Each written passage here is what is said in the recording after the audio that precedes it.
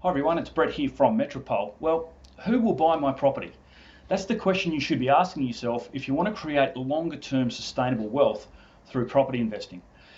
We've just seen NAB and Westpac come out in the last few days and revise their forecast for our property markets moving forward. Although growth will likely continue for the next 12 months or so, they're foreseeing a correction in 2023.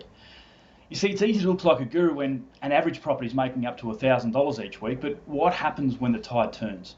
What happens when this cycle is over, when demand drops, home buyers dry up, and investors go back into their shells?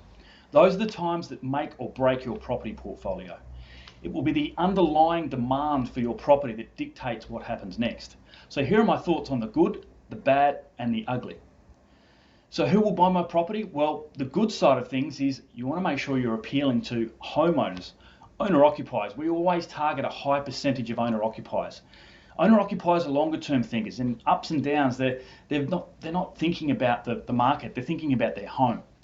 I know homeowners would rather eat Maggi noodles for 6 months than sell their property and keep a roof over their family's head, and that's incredibly important. The perfect idea is to have a good bunch of owner-occupiers who also have good rising incomes, because they're generally going to pay more for property, they overcapitalise, and if you've got an investment in that location, you can really benefit from that. So the trump card is buying owner-occupiers, but also with the additional benefit of having those weekly family incomes. There's so much more resilience in those property markets, and you take out the spikes and peaks of each market. The bad, well, the bad is probably focusing on more in short term and focusing on more investor dominated markets. Investors are very short term thinkers. They think nothing of selling their house. They buy with their calculator. They're using numbers. They're not buying with emotion.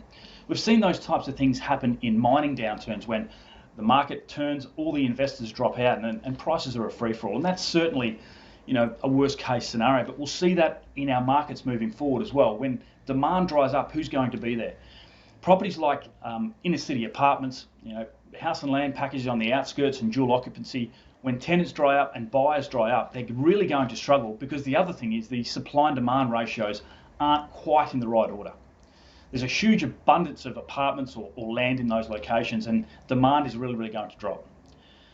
Staying on the investor dominated theme, and this is where things could get really ugly.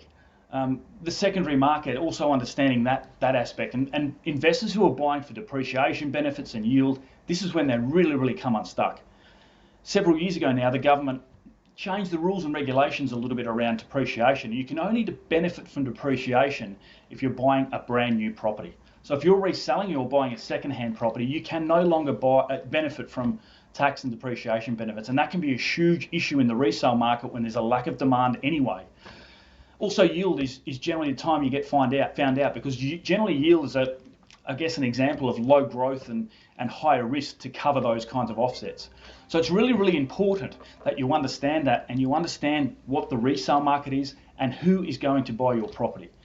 If you get it right, you buy in high owner occupied areas, you're going to ride those times out, you're going to recover significantly quicker as well. If you don't, and you buy in investor dominated markets with high supply and low demand, you could find yourself in trouble, and those other secondary type of properties could experience really hard times moving forward. That's my thoughts for today. Thanks for listening.